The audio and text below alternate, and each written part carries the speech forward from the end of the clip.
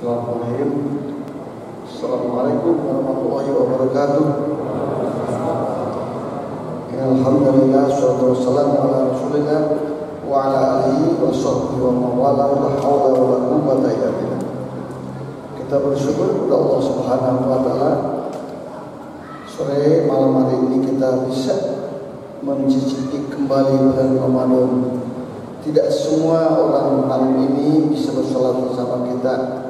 Coba bayangkan, karena mungkin kita dulu ada teman kita, ada bapak siapa, ada ibu siapa yang sekarang sudah tidak ada, mungkin sudah meninggal atau mungkin sakit.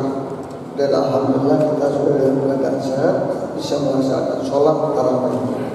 Tadi sudah disebutkan formasi kita adalah 2-2-2-3. Kemudian nanti sholatnya juga tidak terlalu cepat, tidak terlalu lambat, senang-senang saja. Karena kita ingin semuanya itu bisa selesai dari sholat isya tadi sampai sholat tarawih tidak lebih atau kurang lebih 1 jam. Bapak Ibu sekalian,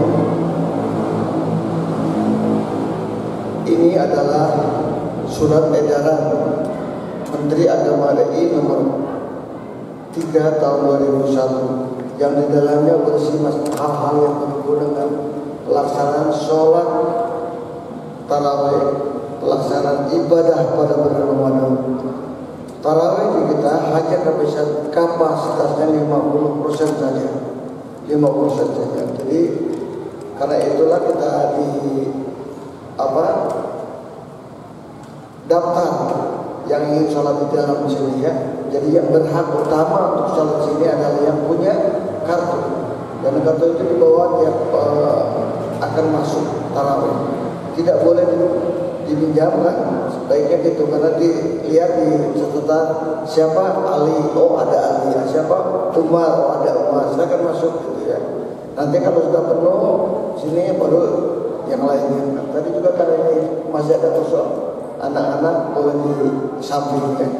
Kemudian anak-anak balita sekali. Anak-anak balita bawah 5 tahun sebaiknya tidak dibawa ke masjid, rentan. Bahkan saya dalam pengumuman anak-anak sampai dengan usia 12 tahun silakan di lapangan ya. Jadi baiknya kalau anak-anak kecil itu karena memang belum wajib sholat juga karena sunnahnya dari masa pandemi. Pendidikan ya betul. Di rumah juga pendidikan dengan ilmunya. Pendaftaran sholat itu ditutup dulu, Pak Kedar, tutup dulu. Nanti aja setelah sholat.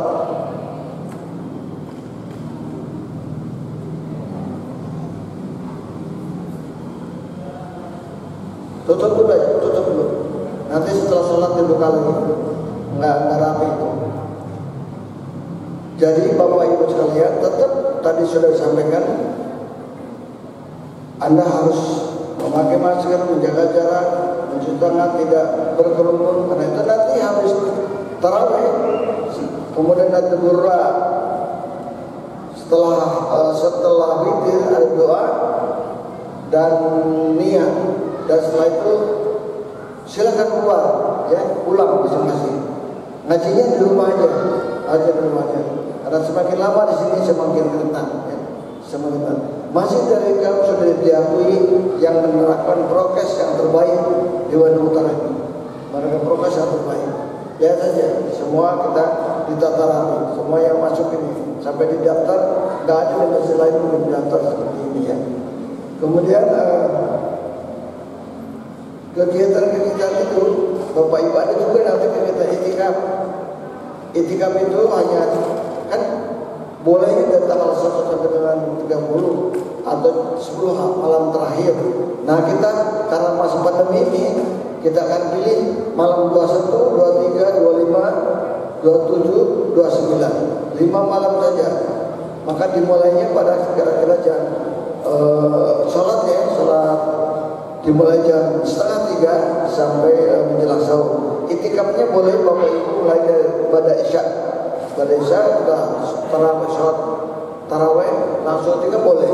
Ya kalau di Darul Hikam biasanya ibu-ibu itu jam 9 datang ke tarawih. Kemudian kita bareng-bareng. Imamnya sudah kita siapkan untuk salat itikaf bersama itu ya. Kemudian jangan lupa pula bahwa ibu, sedekah adalah bagian yang terbesar yang pahalanya pada waktu bulan Ramadan ini. Mari kita bersedekah yang sebaik-baiknya ya. Masjid kita memerlukan dana yang banyak untuk kegiatan ini, untuk kegiatan kita bersama. Contoh, apabila tidak membawa ini masker, maka kami sudah menyiapkan. Harga masker yang kita siapkan itu rata-rata 3 atau 4 ribu satunya ya. Nah kalau Anda celeng 2 ribu, kurang 1.000. Jadi celeng udah 5 ribu ya. Mulai nambah ke 10 ribu, ada kecil 2 ribu, rugi artinya. Jadi ada ya, kalau yang nggak bawa masker bisa. Anak-anak juga pakai masker ya. Ada ibu-ibu yang protes baik karena anak-anak ada yang tidak pakai masker tadi di depan ya. Ya malu mungkin lupa ya. Kita ingat kemarin. Kemudian di sana berkanan ada pojok baca. Mulai besok kita sediakan pojok baca. Perpustakaan kecil boleh baca nanti dilengkapi buku-bukunya. Dan apabila bapak ibu punya buku-buku yang tidak terpakai di rumah dan masih layak dibaca, silakan dipakai ya, nanti dipakai saja. Apabila punya buku-buku majalah-majalah yang bagus tidak dibaca di rumah dan masih layak dibaca, silakan dipakai. Selain infak uang atau infak buku. Kemudian UPJ zakat kita tiap hari menerima zakat.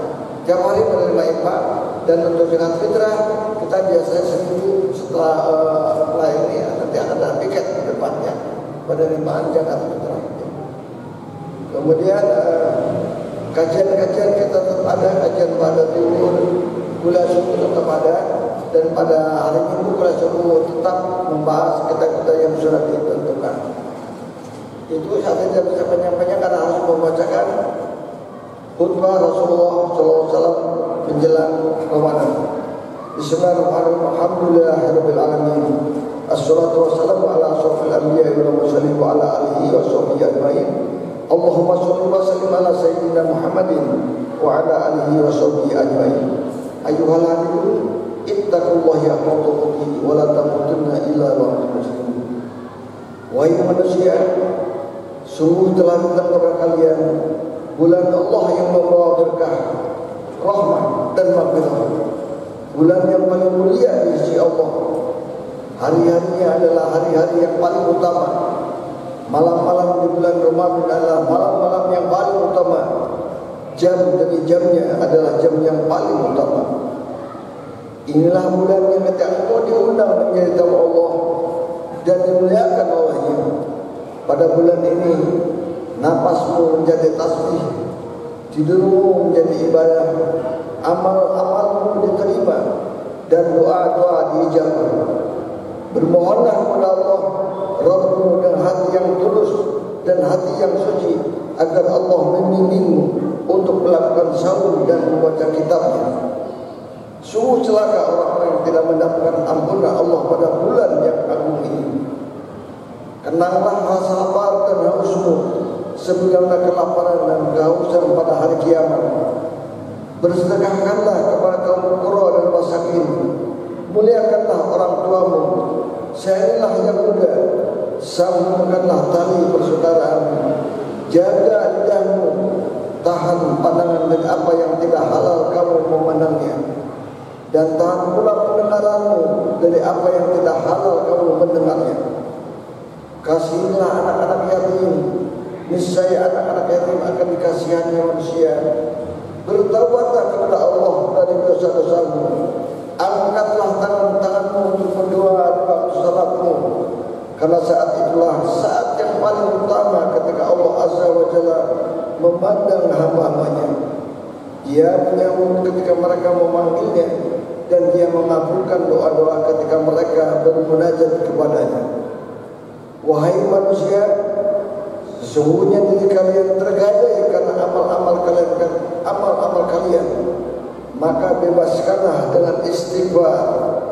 punggung berat karena beban dosa, maka ringankanlah dengan memperpanjang sujud. Ketahuilah Allah Subhanahu wa taala bersumpah dengan segala kebesarannya bahwa Dia tidak akan mengazab orang-orang yang bersujud, tidak akan mengazab mereka dengan neraka pada hari manusia berdiri di hadapan Rabbul Alamin. Wahai manusia, barang siapa di antaramu memberi makan untuk berbuka kepada kaum mukmin yang melaksanakan sahur di bulan ini, maka di sisi Allah nilainya sama dengan membebaskan seorang budak dan dia diberi ampunan atas dosa-dosa yang lain. Para sahabat bertanya, kami semua tidak akan mampu berbuat demikian. Lalu Rasulullah yang mulia melanjutkan khutbahnya, jaga diri kalian dari api neraka walaupun hanya dengan setitik air. Wahai manusia, barang siapa yang membaguskan akhlaknya di bulan ini, dia akan berhasil melewati shiratul mustaqim pada hari ketika kaki-kaki tergelincir. Barang siapa yang meringankan pekerjaan orang-orang yang memiliki tangan kanannya dan membantunya di bulan ini, maka Allah akan meringankan pemeriksaannya di hari akhirat nanti. Barang siapa yang menahan kejelekan di bulan ini, Allah akan menahan murkanya pada hari dia berjumpa dengannya. Barang siapa yang memuliakan anak yatim di bulan ini, Allah akan memuliakannya di hari berjumpa dengannya. Dan barang siapa yang menyambungkan tali silaturahmi di bulan ini, Allah akan menghubungkan dia dengan rahmatnya pada hari dia berjumpa dengannya. Dan barang siapa yang memutuskan silaturahmi di bulan ini, Allah akan memutuskan dia dengan rahmatnya. Siapa yang melakukan sholat sunat di bulan Ramadan, Allah akan menuliskan baginya kebebasan dari api neraka. Barang siapa yang melakukan sholat fardu, baginya ganjaran seperti 70 sholat fardu di bulan yang lain.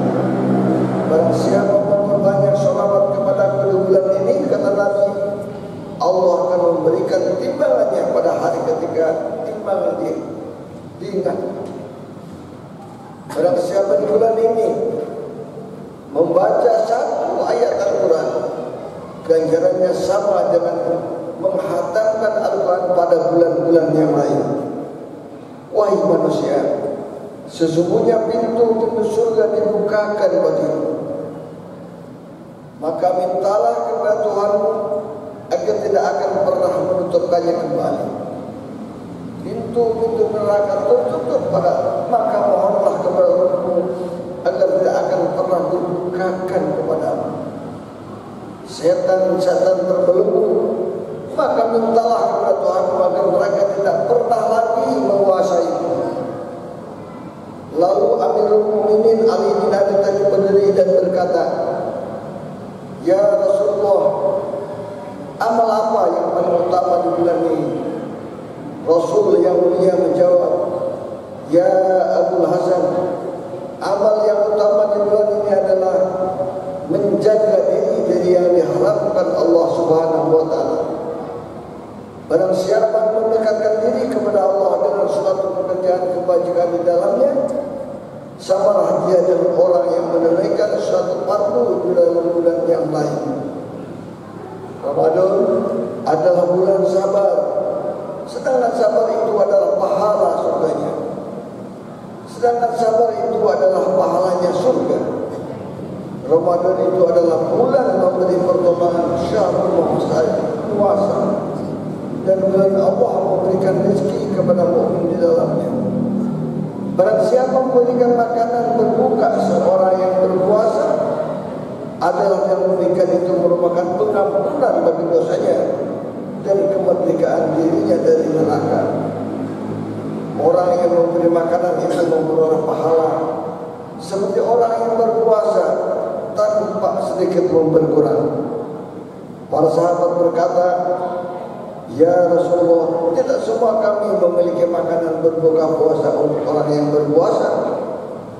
Maka sabda Rasulullah SAW, Allah memberikan pahala kepada orang yang memberi sebutir kurma atau setengah air atau sehirup susu. Dialah bulan permulanya rahmat, pertengahannya ampunan, dan akhirnya pembebasan dari neraka.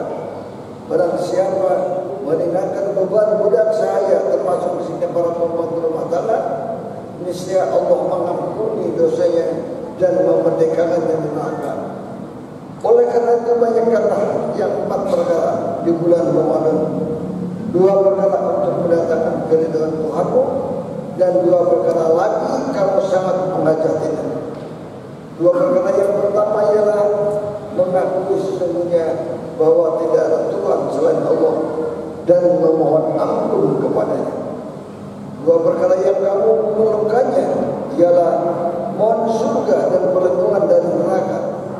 Barang siapa memberi minum pada orang yang berbuka puasa, niscaya Allah memberi minum kepadanya dari air kolam kata Allah, dan suatu minuman yang dia tidak pernah merasakan haus lagi sesudahnya, sehingga dia masuk ke dalam surga. Demikianlah saudara sekalian, bapak-bapak dan ibu, semoga bulan puasa ini mendatangkan maghfirah rahmat kepada kita semua, dan kita sehat serta dijauhkan dari corona, dijauhkan dari COVID-19, dan kita berdoa supaya corona COVID-19 ini segera dicabut oleh Allah Subhanahu wa taala, sehingga kita bisa lebih tenang lagi beribadah. Billahi taufiq wal hidayah. Wassalamualaikum warahmatullahi wabarakatuh.